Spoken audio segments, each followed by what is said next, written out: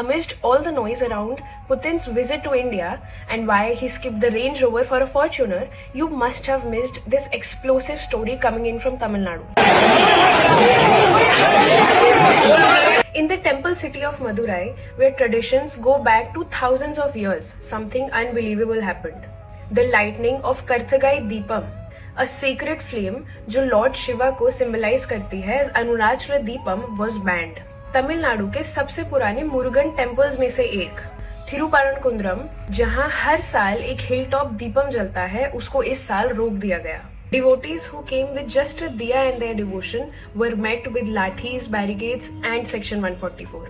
और ये सब तब जब मद्रास हाई कोर्ट ने क्लियर परमिशन दी थी इस रिचुअल को और स्टेट को याद भी दिलाया था कि harmony does not mean stifling with traditions. Court was very clear that a contempt has been committed and there has been a breach of their orders. Court से ये परमिशन मिलने के बाद भी वहां की पुलिस ने ऐसा सीन बना रखा था जैसे मानो कोई इंसर्जेंसी रोकी जा रही है.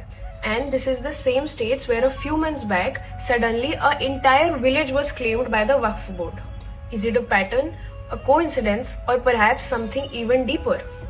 सनातन को रोकने वालों के लिए सिर्फ एक ही सवाल है कि even if a lamb scares you, what does it have to say about your strength? Ritual, faith, festival, ये सब हमारे constitutional rights का हिस्सा है. Courts have spoken, the people have spoken. और अब सवाल यही है कि will the state listen? Or will even a diya now continue to be taken as a crime?